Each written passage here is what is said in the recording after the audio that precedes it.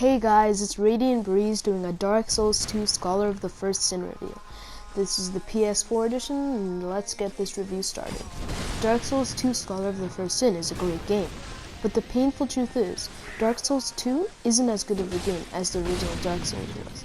Sure, Dark Souls 2 Scholar of the First Sin is a massive improvement upon the original Dark Souls 2 in many ways, such as better graphics, a steady 60 frames per second, and most of all better enemy placements.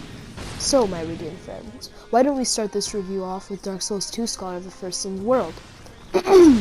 Dark Souls 2 Scholar of the First Sin's World is kind of a mixed bag for me. It definitely isn't as intelligently connected in different optional secret passages as in Dark Souls, but definitely has the variety of different areas that the original Dark Souls had. Dark Souls 2 Scholar of the First Sin doesn't have very creative areas either.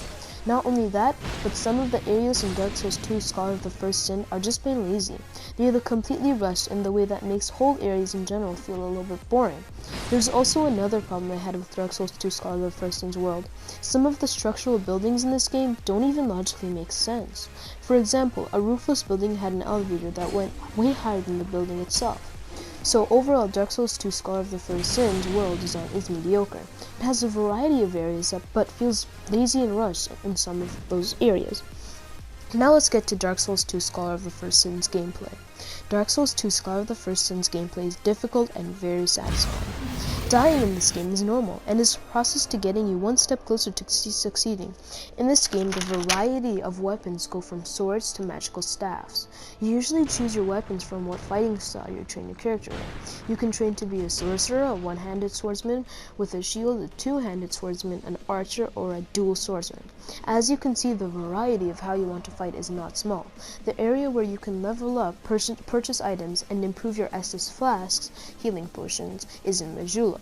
The leveling system in Dark Souls 2 Scholar of the First Sin is phenomenal. It lets you level up in different categories no matter what class you're in. This allows players to be swordsmen and archers at the same time. You can't level up at bonfires anymore, and you can't improve your Estus flask at bonfires anymore either. You need to go to a certain NPC in Majula to do both those things. Luckily, at the beginning of the game, you can teleport to whatever bonfire you want as you're resting at a bonfire. This means you can teleport to Majula and whatever bonfire you've rested at previously. I personally think this feature is great because this cancels out the mandatory feature in the first half of Dark Souls, where you had to constantly pass through the same areas over and over just so you can get to where you want to go. This makes Dark Souls 2 Scholar of the First Sin less repetitive than Dark Souls. The inventory system can be intimidating because of how complicated it is, but once you get used to it, I have to say the inventory system is truly fantastic. In Dark Souls 2 Scholar of the First Sin, you start with one Estus flask, which is a healing potion, instead of 5 in Dark Souls. Each time you level up the Estus flask, you can carry one more Estus flask. Sure, this makes Dark Souls 2 Scholar of the First Sin harder in one way than Dark Souls, but to be honest, Dark Souls is definitely harder than Dark Souls 2 Scholar of the First Sin. Dark Souls 2 Scholar of the First Sin is hard in the way that it throws a bunch of enemies in your face, rather than in Dark Souls where you could fight one strong opponent at a time. I personally like Dark Souls battles more because the individually stronger opponents make Dark Souls battles feel more naturally difficult. Another negative problem I had with Dark Souls 2 Scholar of the First Sin's combat is that bosses and the enemies in this game weren't very creative and just weren't as interesting as the ones in Dark Souls. Next, let's talk about this game's story. Dark Souls 2 Scholar of the First Sin would have a phenomenal story if it wasn't a copy and paste with a few tweaks of the original Dark Souls story. It has the same plot of igniting the flame. I would have really enjoyed a continuation of King Vendrick and the Giants. That kind of plot had the potential to be extremely interesting. Dark Souls 2 Scholar of the First Sin's lore is excellent. It is interesting and gets you thinking in a way that you've never thought before, unless you played the original Dark Souls, of course. Now let's get to Dark Souls 2 Scholar of the First Sin's graphics. This game's graphics are an overall masterpiece. The only problem I have with this game's graphics is the occasional rough texture. The FPS are at a next-gen steady 60 frames per second level, and the lighting is exceptional. These graphics are truly breathtaking.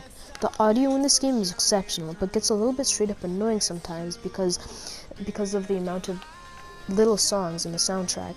The voice acting is superb. There's really nothing else to say about this game's audio. Dark Souls 2 Scholar of the First Sin's multiplayer is great. It is much like Dark Souls multiplayer with new system of Coven added. Throughout this game, you can choose between different covenants. This affects multiplayer in the way that once you leave a summoning sign in a place, a person in your covenant would be most likely to enter your game. Dark Souls 2 Scholar of the First Sin is a great game. It just isn't as good of a game as the original Dark Souls was. I recommend you buy this game if you haven't played Dark Souls 2, but if you have played Dark Souls 2, then I think you shouldn't buy this game.